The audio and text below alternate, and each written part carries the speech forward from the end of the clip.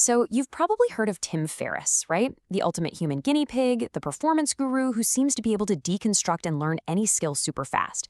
But what if I told you that behind all those best-selling books and that massive podcast, there's a hidden story, a story of deep, profound personal pain that didn't just shape his life, it actually became the engine for his entire life's work.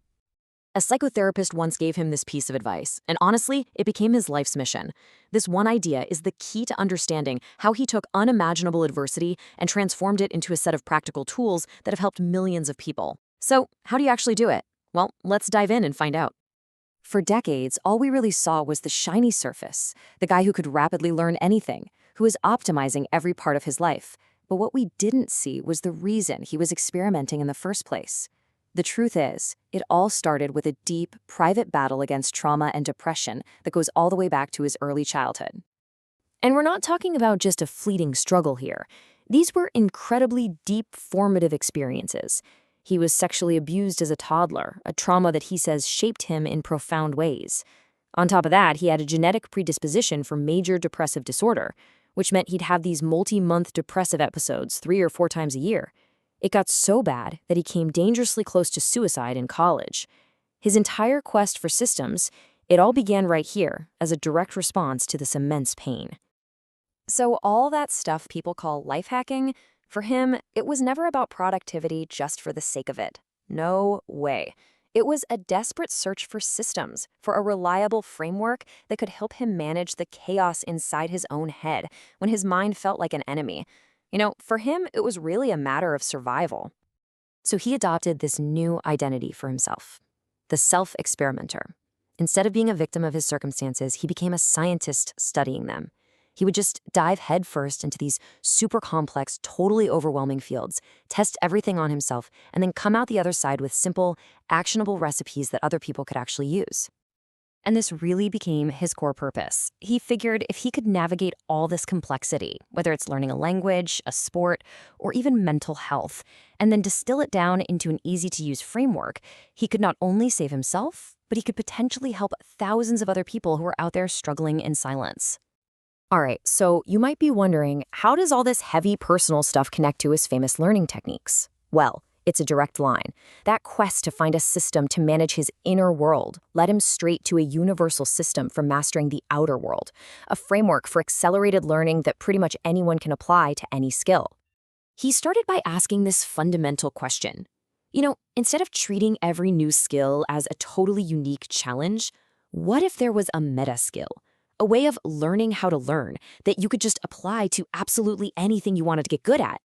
And this is what he came up with. He calls it the DSS framework. First up is deconstruction.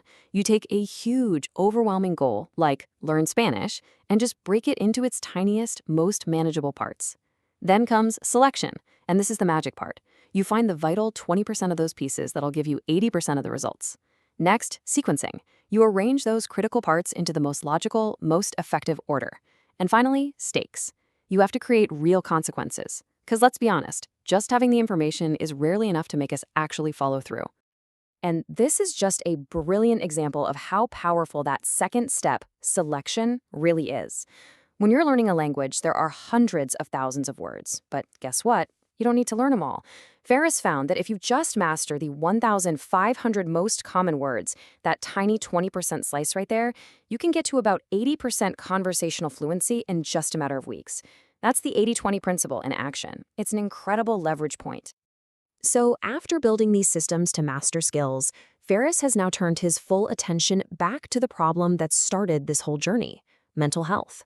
He's using that same framework to deconstruct the most cutting-edge and, often unconventional treatments for the mind. So the really crucial point here is the shift in perspective. He sees a lot of traditional approaches as just treating symptoms in isolation, but this new toolkit he's exploring, it aims to address the root biological causes. It's about moving from just managing the problem to potentially actually resolving it. He's looking at 3 main pillars here. First is bioelectric medicine. You can think of it as using energy, like magnetic pulses, to gently retune the brain's electrical circuits. Then there's metabolic psychiatry, which explores how the food we eat, like a ketogenic diet, directly impacts our brain's stability. And third, psychedelic-assisted therapies, which use specific compounds in a therapeutic setting to help the brain become more flexible and potentially heal old emotional wounds. And this isn't just theoretical for him. After all, he's the self-experimenter.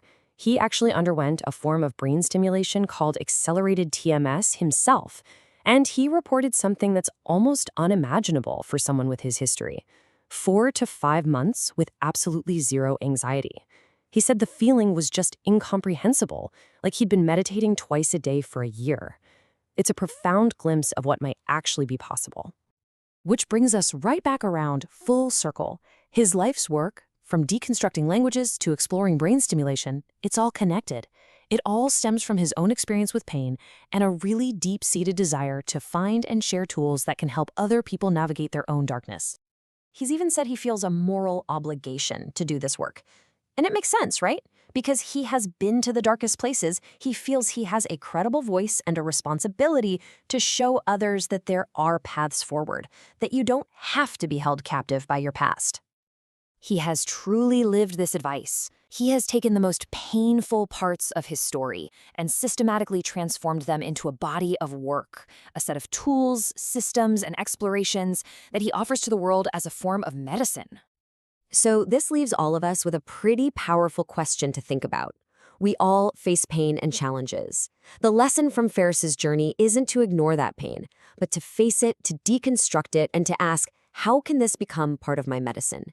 What challenge in your life could you start to reframe, not as just a wound, but as the raw material for your greatest strength?